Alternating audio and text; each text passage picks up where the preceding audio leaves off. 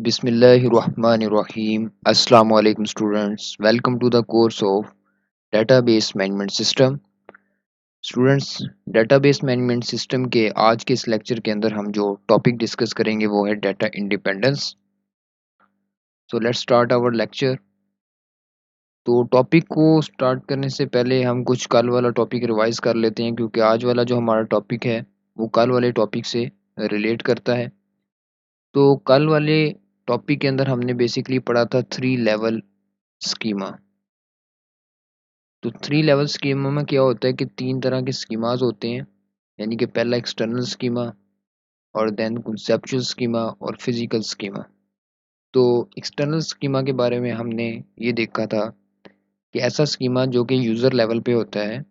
मसलन कि अगर आप एक वेबसाइट ओपन करते हैं तो जो सबसे आपका फ्रंट पेज होता है वो जिस लेवल पर होता है वो आपका यूज़र लेवल होता है या व्यू लेवल होता है। That is a external schema. तो एक्सटर्नल स्कीमा पे बेसिकली इंफॉर्मेशन आम यूज़र को दिखाई जा रही होती है। मसलन जैसे आप फेसबुक पर लॉगिन होते हैं तो जो सबसे पहले पेज ओपन ओपन होता है वो जिस लेवल पर होता है दैट इज़ यूज़र लेवल और व्यू लेवल। इसके बाद आता है स्टूडेंट्स कंसेप्चुअल स्कीमा। तो कंसेप्चुअल स्कीमा में जब हम कोई डेटाबेस बना रहे होते हैं किसी भी अदारे की, फ़र्ज़ किया कि हमने कल डिस्कस किया था कि अगर हम किसी कॉलेज की डेटाबेस बना रहे हैं तो उसके अंदर स्टूडेंट्स होंगे, उसके अंदर टीचर होंगे, उसके अंदर लाइब्रेरी वगैरह होगी। तो बेसिकली हमने उस डेटाबेस के अंदर इन तमाम चीज़ों को टेबल्स बोला था। तो कॉन्सेप्चुअल स्कीमा के अंदर हम ये डिस्कस करते हैं या ये बताते हैं कि टेबल कैसे होंगे, कितने होंगे, उनका स्ट्रक्चर क्या होगा। तो बेसिकली हम जो डेटाबेस का लॉजिकल स्ट्रक्चर होता है वो इसके अंदर डिफ़ाइन करते हैं। एंड एट द एंड हमने डिस्कस किया था कि जो डाटा हम डेटाबेस के अंदर स्टोर करवा रहे होते हैं वो एक्चुअल में कैसे स्टोर होता है, यानी कि हार्ड डिस्क के ऊपर जो कि आपकी डेटाबेस है उसके अंदर ये एक्चुअल में कैसे स्टोर होता है। तो स्टूडेंट्स ये तीनों स्कीमाज हमने पिछले लेक्चर के अंदर हमने ब्रीफली इनको डिस्कस किया था। तो आज जो हम टॉपिक डिस्कस करने जा रहे हैं that is a data independence. Data independence क्या होता है स्टूडेंट्स, कि यूज़र जो भी अपना डाटा एंटर कर रहा होता है वो एक्सटर्नल स्कीमा के ऊपर कर रहा होता है। मसलन आप फेसबुक ओपन करते हैं और अपनी कोई वीडियो अपलोड करते हैं या अपनी कोई पिक्चर अपलोड करते हैं, तो बेसिकली वो जो आप काम कर रहे होते हैं वो आप एक्सटर्नल स्कीमा के ऊपर कर रहे होते हैं। लेकिन अब जब आप अपलोड कर देते हैं या आप पिक्चर या वीडियो को अपलोड कर देते हैं तो बेसिकली आपको नहीं पता कि अब वो किस सर्वर पर जाके पड़ी है, यानी कि सर्वर एक कंप्यूटर है, फेसबुक वालों का एक मेन सर्वर है जहाँ आपका सारा डाटा स्टोर हो रहा होता है। सर्वर एक कंप्यूटर होता है। तो पूरी दुनिया के तमाम लोगों का जो फेसबुक का डाटा है वो फेसबुक के सर्वर्स पर स्टोर होता है। इसी तरह जब आप कोई पिक्चर या वीडियो अपलोड करते हो तो बेसिकली वो उनके सर्वर कंप्यूटर के ऊपर ही डाटा स्टोर हो रहा होता है। तो आपको नहीं पता स्टूडेंट्स कि वो सर्वर कहाँ पड़ा है, उस सर्वर के अंदर आपका डाटा स्टोर हो रहा है तो किस फाइल के अंदर स्टोर हो रहा है, कैसे स्टोर हो रहा है। जो आपको पता है वो ये है कि आपने एक पिक्चर अपलोड कर दी या आपने वीडियो अपलोड कर दी। तो जो आपका काम होता है वो एक्सटर्नल स्कीमा के ऊपर होता है, जबकि जो डाटा स्टोर हो रहा होता है बेसिकली वो फेसबुक वालों की डेटाबेस के अंदर स्टोर हो रहा होता है। बेसिकली सर्वर कंप्यूटर्स के अंदर भी हार्ड डिस्क की लगी होती है। तो हार्ड डिस्क के बारे में हमने ये पढ़ा था, दैट इज़ अ डेटाबेस। तो स्टूडेंट्स बेसिकली डाटा इंडिपेंडेंस का मकसद ये है कि जो डाटा है उसको यूज़र की अप्रोच से दूर रखा जाए, यानी कि यूज़र को ये बिल्कुल ना पता हो कि उसका डाटा कहाँ और कैसे स्टोर हो रहा है। That is a data independence. तो हम इसकी डेफिनेशन देख लेते हैं students. The separation of data and application program is called data independence. कि डाटा और एप्लीकेशन प्रोग्राम मतलब सॉफ्टवेयर, वो आपका फेसबुक का सॉफ्टवेयर हो सकता है। तो बेसिकली आप जो चीज़ इस्तेमाल कर रहे होते हैं वो होता है एप्लीकेशन प्रोग्राम। तो एप्लीकेशन प्रोग्राम और डाटा, यानी कि डाटा जहाँ स्टोर हो रहा होता है, इन दोनों के दरमियान जो सेपरेशन होती है इसको बोलते हैं data independence. The three-level architecture provides the concept of data independence, which means that upper levels are not affected by changes to lower levels. अब जो हम आज के लेक्चर के अंदर चीज़ ये पढ़ेंगे कि जो डाटा इंडिपेंडेंस का जो बेसिकली कॉन्सेप्ट है वो ये कहता है कि अगर अपर लेवल के जो लोअर लेवल के अंदर अगर कोई तब्दीली की जाए तो उसका असर जो है वो अपर लेवल के ऊपर ना हो। मसलन अगर हम लोअर लेवल्स कौन से हैं इसमें, फिजिकल स्कीमा लोअर लेवल है, कंसेप्चुअल स्कीमा लोअर लेवल है और ये आपका सबसे अपर लेवल है। तो अगर स्टूडेंट्स वो कह रहा है, इसको दोबारा आप डेफिनेशन को पढ़ लें, the three level architecture provides the concept of data independence which means that upper levels are not affected by changes to lower levels। कि अगर फर्ज किया कि हम कॉन्सेप्चुअल स्कीमा के अंदर किसी किस्म की तब्दीली करते हैं तो उसका जो है एक्सटर्नल लेवल पे उसका कोई असर ना हो, या अगर हम फिजिकल स्कीमा के अंदर कोई तब्दीली करते हैं तो उसका कॉन्सेप्चुअल लेवल या एक्सटर्नल स्कीमा के ऊपर कोई असर ना हो, यानी कि इसके अंदर तब्दीली आने से ये तब्दील ना हो या कॉन्सेप्चुअल स्कीमा के अंदर तब्दीली आने से एक्सटर्नल एक्सटर्नल स्कीमा तब्दील ना हो। तो ये मकसद है बेसिकली डाटा इंडिपेंडेंस का। तो आज के लेक्चर के अंदर हम यही देखेंगे। तो ये है बेसिकली डाटा इंडिपेंडेंस का मकसद कि लोअर लेवल्स पे जो तब्दीली आएगी उसका अपर लेवल के ऊपर कोई भी असर ना हो। The user can change the structure of database without changing application program. तो बेसिकली जो सॉफ्टवेयर होता है उसके अंदर तब्दील किए बगैर आप डेटाबेस के अंदर तब्दीली कर सकते हैं। ये लाइन आपको समझ आएगी। अब अभी थोड़ी देर तक मैं इसको डिफाइन कर देता हूँ मज़ीद, जब हम इसकी टाइप्स को देखेंगे। तो डाटा इंडिपेंडेंस की दो तरह की टाइप्स हैं, एक है लॉजिकल डाटा इंडिपेंडेंस और एक है फिजिकल डाटा इंडिपेंडेंस। इन दोनों को हम देखते हैं। The student logical data independence क्या है? Is a type of data independence which enables a user to change the conceptual schema without changing external schema or application programs। तो यहाँ जो एक लफ्ज़ लिखा हुआ है एप्लीकेशन प्रोग्राम्स, ये आपके एप्लीकेशन प्रोग्राम्स होते कहाँ हैं? ये बेसिकली आपके एक्सटर्नल स्कीमा के ऊपर होते हैं। आप कोई एंड्रॉयड एप्लीकेशन इस्तेमाल कर रहे हैं, दैट इज़ एक्सटर्नल स्कीमा। आप कोई वेबसाइट ओपन कर रहे हैं, दैट इज़ एक्सटर्नल स्कीमा। तो ये तमाम एप्लीकेशन प्रोग्राम जो होते हैं ये एक्सटर्नल स्कीमास के ऊपर होते हैं। तो वो कह रहा है कि लॉजिकल डाटा इंडिपेंडेंस के अंदर जो यूज़र होता है वो किस चीज़ को चेंज कर सकता है? वो कंसेप्चुअल स्कीमा को चेंज कर सकता है with out changing external schema. External schema को चेंज किए बगैर वो कंसेप्चुअल स्कीमा को चेंज कर सकता है। या इसको इस तरह पढ़ेंगे कि अगर हम कंसेप्चुअल स्कीमा के अंदर कोई तब्दीली करेंगे तो उसका एक्सटर्नल स्कीमा के ऊपर कोई असर नहीं होगा। That is logical data independence के कॉन्सेप्चुअल स्कीमा के अंदर तब्दीली करने से एक्सटर्नल स्कीमा के ऊपर कोई भी असर नहीं होगा। स्टूडेंट्स, इस पूरी एग्जांपल को मैं आपको एक सॉफ्टवेयर की एग्जांपल से समझाता हूँ। अक्सर आपने सॉफ्टवेयर देखे होंगे, ये आपको एक डेमो सॉफ्टवेयर दिखाया जा रहा है कि फ़र्ज़ किया एक सॉफ्टवेयर की जो फ्रंट एंड होता है उसके अंदर इस तरह की चीज़ें होती हैं कि उसके अंदर नेम होता है, उसके अंदर नेम एंटर कर देता है। फ़र्ज़ किया कि ये जो फ्रंट एंड होता है ये बेसिकली एक क्लर्क के सामने होता है। आपके फ़र्ज़ किया कि स्कूल मैनेजमेंट सॉफ्टवेयर है और इसको एक क्लर्क इस्तेमाल कर रहा है। तो क्लर्क क्या करेगा कि वो नाम एंटर कर सकता है, वो क्लास, एज, स्टूडेंट्स की और ड्रेस, और ये इसको सेव कर देगा। और इस तरह वो टीचर का नाम एंटर कर सकता है, सब्जेक्ट कौन सा पढ़ा रहा है टीचर उसको एंटर करता है, या उसकी सैलरी वगैरह को एंटर करके वो सेव करवा सकता है। तो ये जो आपको ये फ्रंट एंड डिज़ाइन नज़र आ रहा है, ये डिज़ाइन होता है एक्सटर्नल लेवल पे, यानी कि यूज़र लेवल या व्यू लेवल होता है उस लेवल पर होता है। तो स्टूडेंट्स, ये जो आपका फ्रंट एंड डिज़ाइन होता है बेसिकली ये पीछे कनेक्ट होता है डेटाबेस से, कि जब भी कोई सॉफ्टवेयर बनाया जाता है, जब भी कोई सॉफ्टवेयर बनाया जाता है उसको डेटाबेस से कनेक्ट किया जाता है। डेटाबेस से कनेक्ट क्यों किया जाता है?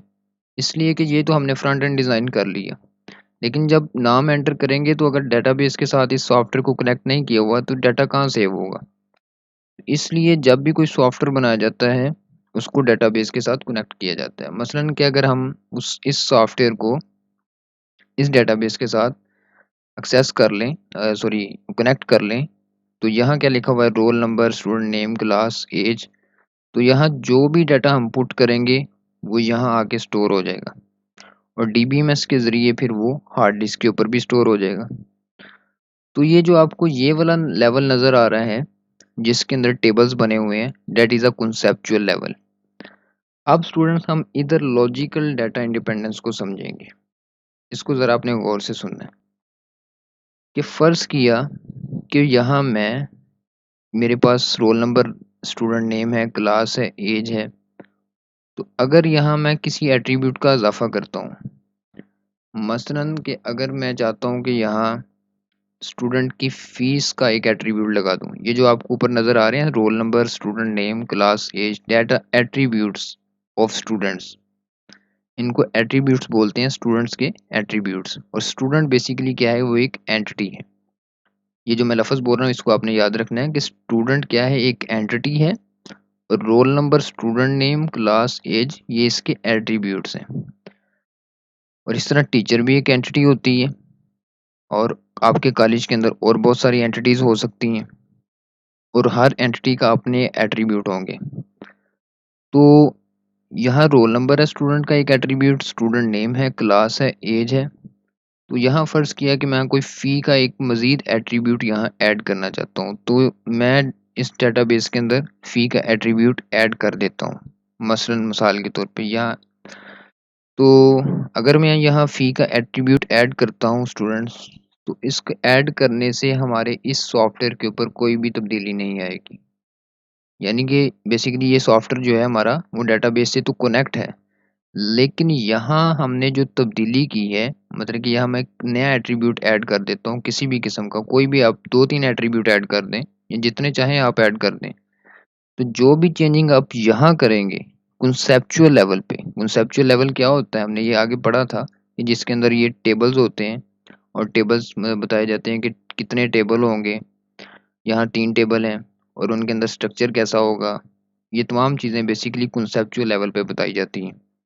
तो अगर हम इस लेवल पर कोई तब्दीली करें, तो उस तब्दीली का हमारे एक्सटर्नल लेवल, ये जो आपको लेवल नज़र आ रहा है दैट इज़ एक्सटर्नल लेवल, इसके अंदर कोई भी फ़र्क नहीं आएगा। यानी कि सॉफ्टवेयर के अंदर हमें किसी भी किस्म की तब्दीली नहीं करनी पड़ेगी। तो that is a logical data independence. तो यहाँ लिखा हुआ है, चेंज इन conceptual schemas में इंक्लूड एडिशन और रिमूवल ऑफ एंटिटीज एट्रीब्यूट्स, कि हम अगर एंटिटीज़ को ऐड करें या रिमूव करें या एंटिटीज़ के एट्रीब्यूट ऐड करें तो उसका जो आपके एक्सटर्नल स्कीमा है उसके ऊपर कोई भी असर नहीं होगा। तो यहाँ लिखा हुआ है रिमूवल ऑफ एंटिटीज़। तो फ़र्ज़ किया कि अगर मैं लाइब्रेरी की यहाँ से एंटिटी को मैं डिलीट कर दूँ, यानी कि लाइब्रेरी को मैं डिलीट कर दूँ, तो मेरा जो सॉफ्टवेयर है, फ्रंट एंड है, उसके ऊपर कोई भी फ़र्क नहीं पड़ेगा क्योंकि ये एक अलहदा चीज़ है और ये जो आपका कॉन्सेप्चुअल लेवल है ये अलहदा चीज़ है। तो that is a logical data independence, के कॉन्सेप्चुअल लेवल पे तब्दीली करने से आपकी एक्सटर्नल लेवल पे कोई भी तब्दीली नहीं होगी, यानी कि इसको कोई प्रॉब्लम नहीं होगा। यहाँ आप इजाफा भी कर सकते हैं। तो स्टूडेंट्स ये था लॉजिकल डाटा इंडिपेंडेंस। और यह जो दूसरी एक इसकी टाइप है वो है फिजिकल डाटा इंडिपेंडेंस। तो फिजिकल डाटा इंडिपेंडेंस क्या है, is a type of data independence which enables a user to change internal level schema without changing the conceptual schemas। तो स्टूडेंट्स बेसिकली अब आपने इस कंसेप्ट को समझना है कि अगर हम इस फिजिकल स्कीमा को तब्दील करते हैं तो इसके तब्दील करने से हमारे कॉन्सेप्चुअल स्कीमा के ऊपर कोई भी असर नहीं पड़ेगा। तो बेसिकली इंटरनल स्कीमा के अंदर तब्दीली करने का क्या मकसद होता है, हम किस तरह तब्दीली करते हैं, इसको ज़रा गौर से समझिएगा। मैं एक आपको एग्जांपल देता हूँ। फ़र्ज़ किया कि आपका एक स्कूल है और उसके अंदर आपने एक सॉफ्टवेयर रखा हुआ है जिसके ज़रिए आप स्टूडेंट्स का डाटा एंटर करते हैं। और आपके स्कूल क्या वो जो सॉफ्टवेयर है उसके अंदर डाटा इतना ज़्यादा हो गया है कि अब वो एक कंप्यूटर के अंदर एक हार्ड डिस्क के ऊपर सेव नहीं हो सकता।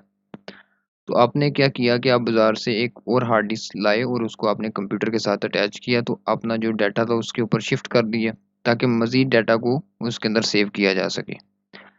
तो क्या हुआ कि आपका जो डाटा है वो एक हार्ड डिस्क से दूसरी हार्ड डिस्क के अंदर तब्दील कर दिया, मतलब कि शिफ्ट कर दिया गया है। मतलब कि अगर आप एक बाहर से एक्सटर्नल हार्ड डिस्क लाए, एक इंटरनल हार्ड डिस्क होती है जो कंप्यूटर के अंदर लगी होती है, एक होती है एक्सटर्नल हार्ड डिस्क। तो अगर आप आप समझने की बात ये है कि अगर आप एक हार्ड डिस्क से दूसरी हार्ड डिस्क में डाटा को भेज रहे हैं, तो इस डाटा को भेजने से आपके कॉन्सेप्चुअल स्कीमा पे कोई असर नहीं पड़ेगा। यानी कि आप जो डाटा शिफ्ट कर रहे हैं, मतलब स्टूडेंट्स 100 स्टूडेंट्स का आपने डाटा फ़र्ज़ किया एक हार्ड डिस्क से दूसरी हार्ड डिस्क में मुंतकिल किया है, तो उससे जो कॉन्सेप्चुअल स्कीमा है उसके ऊपर कोई भी असर नहीं पड़ेगा। मतलन कि जो टेबल है उसका नाम नहीं चेंज होगा, टेबल का स्ट्रक्चर नहीं चेंज होगा, या टेबल में से कोई भी चीज़ चेंज नहीं होगी। तो मतलब ये है कि फ़िज़िकल लेवल पे जो भी आप तब्दीली करेंगे, उसका कॉन्सेप्चुअल स्कीमा के ऊपर कोई भी असर नहीं पड़ेगा। मसलन इसकी एक और एग्ज़ाम्पल देख लेते हैं आम ज़िंदगी के अंदर क्या है, कि जिस तरह गूगल है, तो गूगल के पास एक ह्यूज अमाउंट ऑफ डाटा है, और क्या आप ये बात समझते हैं कि क्या वो 10 साल से एक ही जगह पे डाटा को सेव करवा रहे होते, बल्कि उनका जो डाटा है वो एक ह्यूज अमाउंट में है। हो सकता है उन्होंने कई जगहों पे डाटा को तक़सीम करके रखा हो, ड्यू टू ह्यूज अमाउंट। इस तरह जो फ़ेसबुक का डाटा है वो भी दिन ब दिन बढ़ता है, मतलब कि न्यू यूज़र्स आते हैं, तो क्या होता है कि डाटा की मिक़दार बढ़ती है। तो डाटा की मिक़दार बढ़ने से अब डाटा को फिर एक जगह पे सेव नहीं किया जा सकता, बल्कि उसको मुख्तलिफ़ जगहों पे सेव करना पड़ता है। तो अब फ़ेसबुक वाले हो सकता है कि जो उनका जो कंप्यूटर्स हैं, उनका सारा डाटा अगर वो अमेरिका से उठा के इंग्लैंड के अंदर रख दें। लेकिन उस इस जगह की तब्दीली से आपके डाटा के ऊपर कोई भी असर नहीं पड़ेगा। मतलब कि आपकी जो एप्लीकेशन आप इस्तेमाल कर रहे हैं फ़ेसबुक, उसके ऊपर कोई भी असर नहीं पड़ेगा। तो स्टूडेंट्स क्या है कि इसकी मतलब कि इंटरनल स्कीमा के अंदर चेंजेस से क्या मुराद है कि अगर आप यूजिंग न्यू स्टोरेज डिवाइसेस, अगर आप कोई नई हार्ड डिस्क लेके आ रहे हैं और उसके अंदर आप अपना डाटा शिफ्ट कर रहे हैं, तो शिफ्टिंग से आपके कॉन्सेप्चुअल स्कीमा के ऊपर कोई भी असर नहीं पड़ेगा।